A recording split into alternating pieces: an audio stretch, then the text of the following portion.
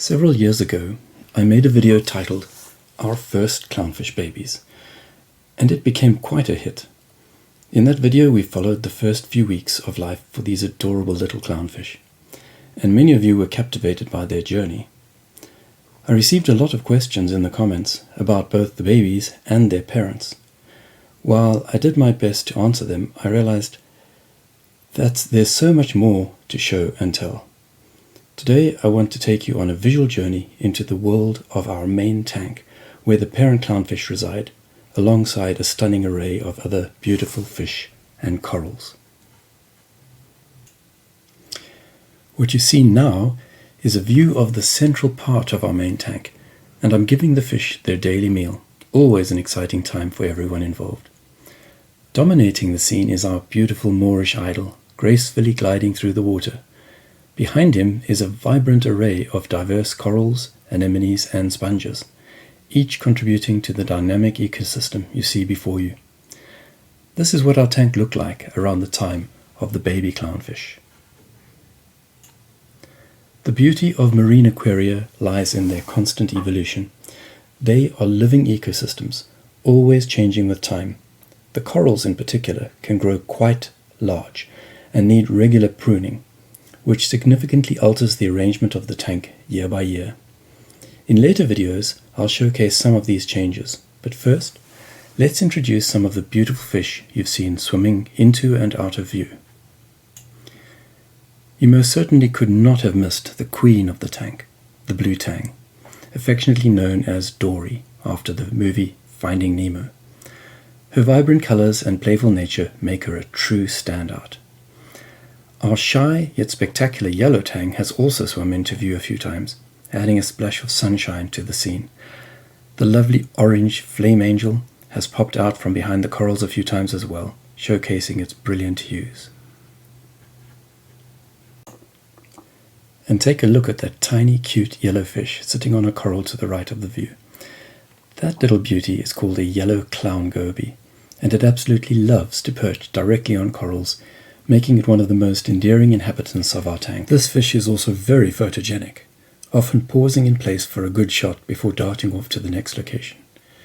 It's almost as if it knows it's the star of the show, posing perfectly for the camera. This is not true of some other fish that make us work for a good shot. This stunning beauty is a court jester goby. Although he often hides away, it's always worth the wait when he makes an appearance.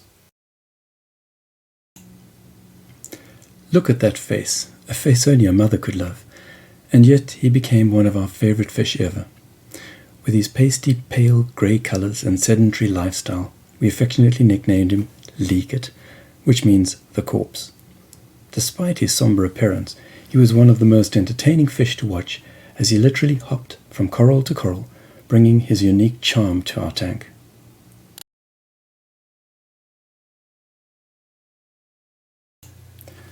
This is where we saw the yellow goby before.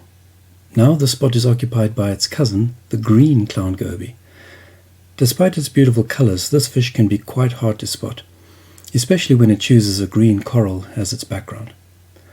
Like its relative, this goby enjoys perching on corals and moving from one to another. Its especially adapted pectoral fins are designed for holding onto corals, giving it stability and security as it navigates its vibrant habitat. This pair of green mandarins is arguably the most beautiful fish in the tank. They often hide in the back, but when they venture out to search for tiny crustaceans on the sand, we can watch them for hours. The six-line wrasse is quite challenging to film due to her constant motion. She's always on the hunt for small creatures to eat, making her a real bundle of energy. The star returns.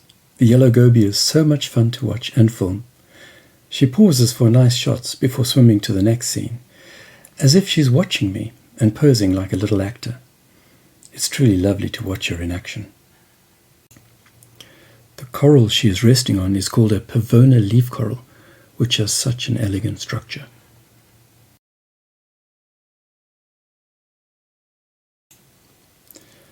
Talk about hard to film. This fish spends almost all its time hiding in a hole in the sand, with just its head and gills visible. However, it does have very pretty eyes.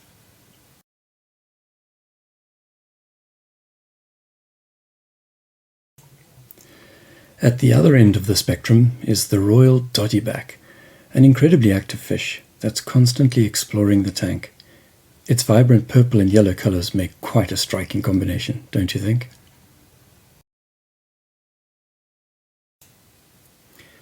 The tank becomes a completely different place at night. Most of the fish retreat into the rocks to sleep, creating a tranquil scene. Meanwhile, the corals become phosphorescent, glowing in various shades of green, and the anemones radiate a spectrum of colors under UV light. It's quite spectacular. As we pan to the right, you'll notice a high rock covered in anemones. This is the home of the parent clownfish, who enjoy a luxury penthouse suite with about 8 anemones all to themselves. You might remember from the original video that the larger orange clownfish is the female, the mother to all the babies. She did the hard work of producing hundreds of eggs.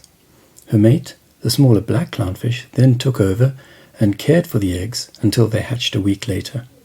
From that point on, it was our job to care for the little ones. So, that was a quick look at some of the fish in our main tank, along with their vibrant environment of corals, anemones, brittle stars, shrimp, and more. We've had a wonderful time caring for this dynamic yet balanced ecosystem. Now you might be wondering, where are the babies? We've kept them in a separate smaller tank, which is right next to the big one. But there are only 2 left. What happened to the rest?